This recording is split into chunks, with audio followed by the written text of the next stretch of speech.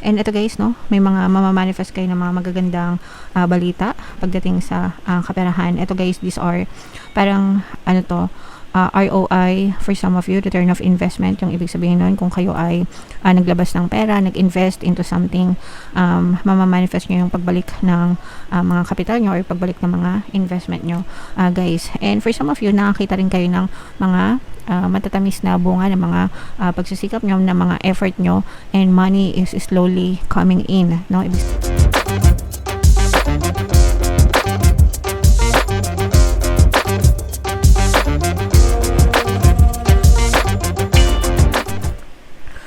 Hello guys, hello Aquarius, welcome back to Pinay Pixie Tarot. Ang pamagat ng episode natin for tonight is mid-month kapalaran guys, para ngayong December 16 to 31 para sa Aquarius, Sun, Moon, Rising Sign, and Venus. So unahin natin tong deck na to mga kapixie. Tingnan natin yung mga mensahe sa inyo guys, angel messages para sa inyo. Kung ano lang yung makaresonate, take that message kasi hindi naman lahat ng mensahe ay mag-resonate sa inyo mga kapixie. So for some of you guys, unahin na natin tong negative guys, no, kasi for some of you maaring merong kayong ma-experience na negative mga kapixie, okay, na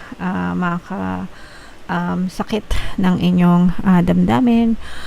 Guys, pwedeng ma-broken heart kayo dahil sa relasyon o kaya naman sa ibang bagay mga kapixie. And okay lang yan guys, for some of you, you may be having some kind of emotional pain pa, hindi pa nakaka-move on. Although dito guys, with this okay, iba pala to, sorry. But yeah, so okay lang yan mga kapixie, may mga pagkakataon talaga na ganon, no? Hindi natin maiwasan na masaktan tayo. It's okay, just focus on your healing and focus on yourself. This too shall pass. Lilipas din yun, guys, no? Yun yung ibig sabihin yan, guys. Just tell yourself na lilipas din yan. Matatapos din yung mga problema nyo, guys, and magiging ma-okay din kayo. Meron tayo, guys, Ho'oponopono and self-love subliminal. Ginawa ko yun dito sa ating channel para mapakinggan ng mga kapixie natin na may mga emotional pain. Makatulong yun sa inyo para mabilis kayong makamove on, guys. Okay? Ito naman guys, this is about you going out of your comfort zone. Ito guys, I'm sensing na preparation nyo to para sa 2026, no? Kasi parang yung iba sa inyo, nire-ready nyo na yung sarili nyo for 2026. Ready na kayo makapagsapalaran, ready na kayo sa bagong journey, mga kapixie. And even if it means going out of your comfort zone, no? Ipupush nyo yan, itutuloy nyo yan. Although you still need some kind of preparation mga kapixie, kasi for some of you, pwede magkaroon pa ng mga delay sa mga journey nyo, sa mga new adventures nyo mga kapixie. Kumbaga parang hindi pa kayo fully prepared guys, but that's fine. Sometimes mga kapixie, ito guys, saktong-sakto yung image ng card, kasi kung mapapansin nyo, yung image ng card guys is bridge, no? And yung favorite motto ko guys is, we'll crush the bridge when we get there. Okay? So ibig sabihin nito, pwedeng hindi pa kayo prepared guys, pero kapag nandiyan na yung bridge sa harapan nyo, solutions will find you, yung mga kailangan yung resources, no? Dadating yan kapag kailangan nyo na, and you'll be able to cross the bridge, guys. So don't be afraid to take risks and start your new journey, especially pagdating sa itong pagtatapos ng 2025 and pagpasok ng 2026. Don't worry, because your guides will always guide you, Aquarius. Okay? Alright, so comment down below guys if feeling nyo naka-resonate kayo dyan. Shuffle natin ito mga kapixie. Habang sinashuffle ko ito, panoorin nyo muna guys yung video natin regarding sa ating paano mag-manifest ng abundance video course. Kapixie, sawa ka na ba sa mga struggles at hirap sa buhay mo? Masipag ka ba at masikap sa buhay ngunit hindi ka pa rin umaasenso? Ilang beses ka na bang nag-attempt mag-negosyo at mag-invest pero palagi ka pa rin nalulugi?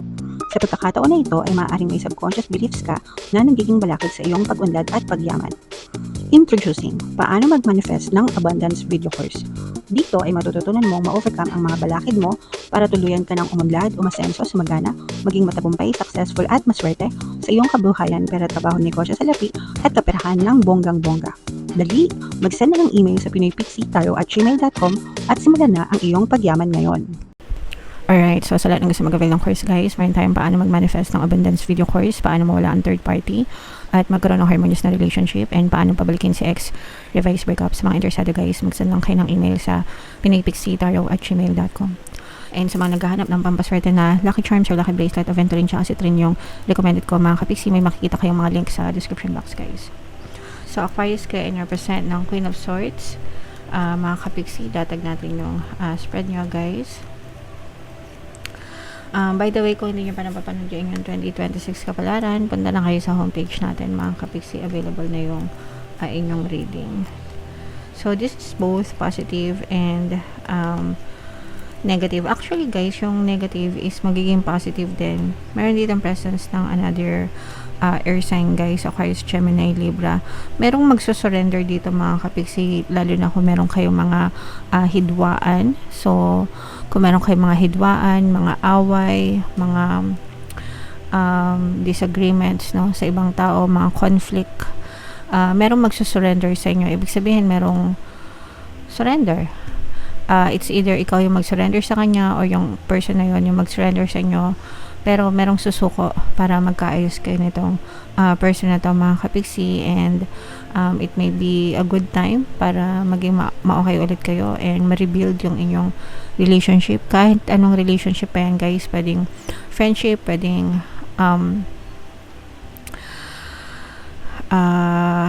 tawag dito, a romantic relationship, or sa family guys no, pero whatever, pwede rin sa mga siblings mga kapixie, magkakapatid, pero meron ditong mga magkakaayos guys sa relasyon. So congrats sa inyo mga kapixie. And ito guys no, may mga mamamanifest kayo ng mga magagandang balita pagdating sa kaperahan. Ito guys, these are parang ano to, ROI for some of you, return of investment yung ibig sabihin nun. Kung kayo ay naglabas ng pera, nag-invest into something, mamamanifest nyo yung pagbalik ng mga kapital nyo or pagbalik ng mga investment nyo guys. And for some of you, nakakita rin kayo ng mga matatamis na bunga ng mga pagsisikap nyo, ng mga effort nyo, and money is slowly coming in no, ibig sabihin although meron kayong mga source of income, I'm sensing na parang additional source of income nyo to na in-effortan nyo, and eventually guys no, yung mga maliliit na kita nyo before, parang unti-unti na napapansin nyo na nag-grow na siya, kunwari negosyo or investment nga, parang nag-grow na siya unti-unti and bumabalik na yung mga kapital nyo, like sabi ko kanina, and mas malaki na yung kinikita nyo kaysa sa nilabas nyo mga kapixie. Okay? So that's a very nice energy, kasi ibig sabihin maganda yung pasok ng pera sa inyo guys. Nakikita din natin na very progressive no, ibig sabihin ng progressive, umaandar. So very progressive yung inyong pamumuhay. Magkakaroon kayo ng addition to the family guys ngayong season na to. So it may be a new baby, or pwedeng bagong manugang, bagong apo, bagong anak, bagong baby. So magkakaroon ng addition to the family, and yung addition to the family na yan guys, blessings yan sa inyo. Okay? So, imay-imay nyo yung mga blessings na yan, addition to the family. Itong mga good news sa pera, guys, no? Yung mga ROI, harvest, yan. Imay-imay nyo na sa comment section, mga kapixie. So, meron ditong presence ng water sign, Cancer, Pisces, Scorpio. Maaaring merong bagong, eto guys, this is collaboration. Parang merong bagong magiging source of income kayo or bagong pagkakakitaan through collaboration mga kapixie. Parang merong ibang tao na gusto makipag-work sa inyo, especially like example na sa social media ka, para magagamit mo yung SOCMED accounts mo para mas lalo pang kumita ng pera no, or para magkaroon kayo ng bagong pagkakakitaan mga kapixie. Maraming mga sample ngayon guys, yung mga housewife, kahit hindi housewife guys, even students, kumikita sila sa social media, mga kapiksi. So, nagagamit nila yung pangkabuhayan, guys, no? And for some of you, pwedeng ka doon. Hindi lang sa SOCMED, guys. Parang kahit anong klaseng platform or yung iba parang feeling ko part-time din, no? Parang part-time job.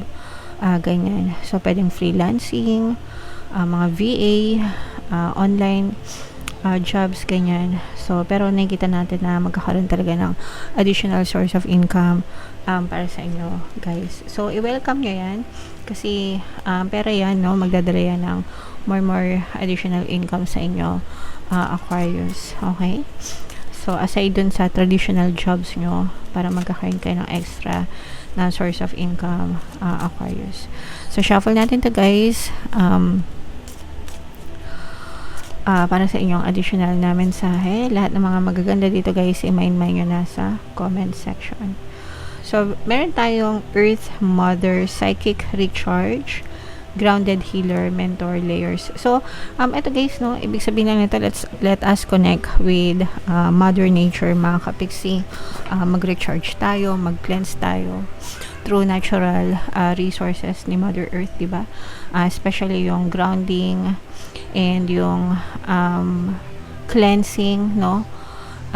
Yung pinaka-best na cleansing for me, guys, is yung paliligo sa tubig dagat or anyong tubig, because they have natural cleansing properties. So, kapag naligo kayo sa mga tubig dagat, gumagaan yung inyong pakiramdam, nawawala yung negativities nyo, at the same time, nare-recharge din kayo, mga kapiksi. Pero kung wala namang choice na maligo kayo sa tubig dagat, pwede naman kayong magbanlaw ng isang timba na tubig. Lagyan nyo ng 3 kutsarang asin, haluin nyo at dasalan nyo, tapos yun yung gamitin yung panghuling banlaw kapag naligo kayo. Mas magandang ginagawa siya bago mag new moon every month. So, check nyo yung calendar ng new moon. Bago mag new moon, so mga 1 to 2 days before new moon, mag-cleanse kayo. Paligo nyo yun, mga kapiksi. Okay? So, napakabisang cleansing, guys. Pero, marami pang pamamaraan ng cleansing, guys. Kayo na lang yung mag-research, tapos kung ano yung feeling nyo, peg nyo, edi yun ang gawin nyo. Yung sa akin naman ay recommendation lang, Aquarius. Okay? Alright. So, yeah. Yan ang mensahe sa inyo, guys. And comment down below if naka-resonate kayo. And comment down below if feeling nyo. I-mind nyo na yung mga magaganda dito sa comment section, Aquarius. Okay? Alright. So, ito yung ating 2026 kapalaran, guys. Ito naman yung ating success stars ng paano mag-manifest ng abundance with yung course. Click here to subscribe, guys. Thank you for liking, sharing, and subscribing.